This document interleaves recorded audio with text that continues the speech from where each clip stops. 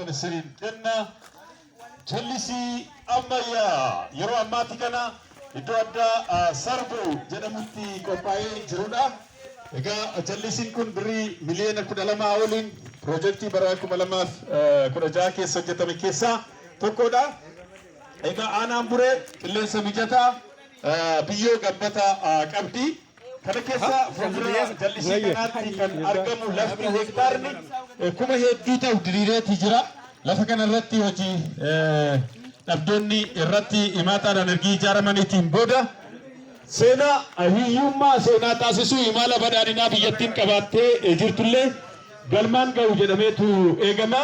Egaa badhaadhinni maaliin ifaa warra jedhan keessaa tokko deebiin akka aanaa bureetti qabannee jiru isa kanaadha. Dhugaa dubbachuudhaaf aangawoota godina aga aanaa guddaa goonee galateeffachuudha barbaanna. Keessumaa gaggeessitoonni aanaa buree tumsa gochuudhaan bakka kanatti irra deddeebiidhaan piroojeektii kana hordofanii akka aanaa bureetti piroojeektii 60 ol eebbaaf geessisaniitu jiru. Baay'ee namatti tola. Keessumoota keenya yeroo ammaa kan daawwataa jirtan jallisii Sarbuu jedhamudha. Jallisiin kun jallisii ammayyaati. Egaa haala kana fakkaatu tajaajilaaf banaa ta'eetu jira. Akkuma ibseetii jiru addana osoo xiqqoo imaallee lafti diriiraan biyyoo gabbataan addana jira. Lafa kana irratti gaa oomishanii egaa hiyyummaa seenaa taasisuun imala badhaadhinaa milkeessuudhaaf fuuldurri keenya ifaa ta'e wantoota namatti agarsiisan keessaa tokkodha. Irra deebiidhaan baga nagaan dhuftan jenna. Gara godina uumama badhaase ambaasaaddara nageenyaa kan taate godina Iluu Abbaa Boor keessumaa immoo buree buddeena furdaa kan jedhan bulchaan aanaa buree irra deebiidhaan mirkaneessaatii jiru. Egaa buddeenni bakka kanatti argama.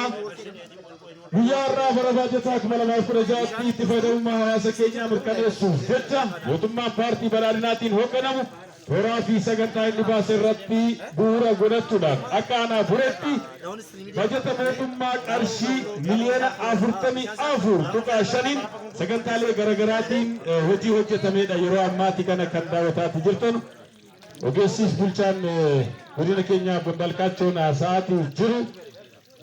Comment wal gochaati jiru gaa muuziqaadhaan xinnoo bu'aarree walitti deebina baga nagaan dhuftan jenna. Kabajamtoota daawwattoota piroojeektii bara 2016 isin jaallanna isin kabajna.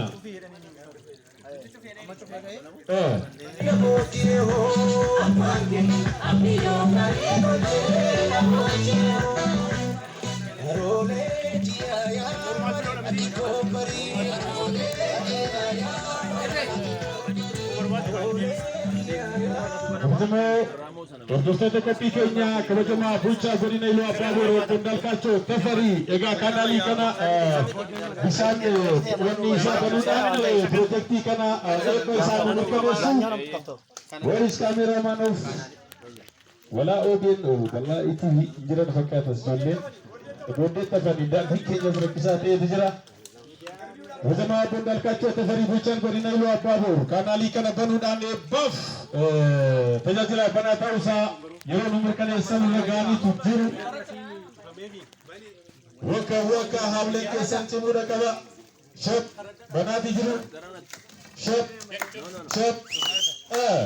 namni hunduu kaameraamaanii ta'eeti jira. Warri gammee haalee nu hidhadha.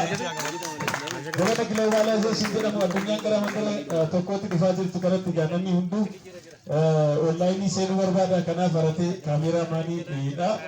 Infidini osoo namni kufayyuu namni nama kaasuu hin jiru jaateefi jabaadhaa hirriidhaan immoo haamee laachuu hin dagatinaan isiniin jedha.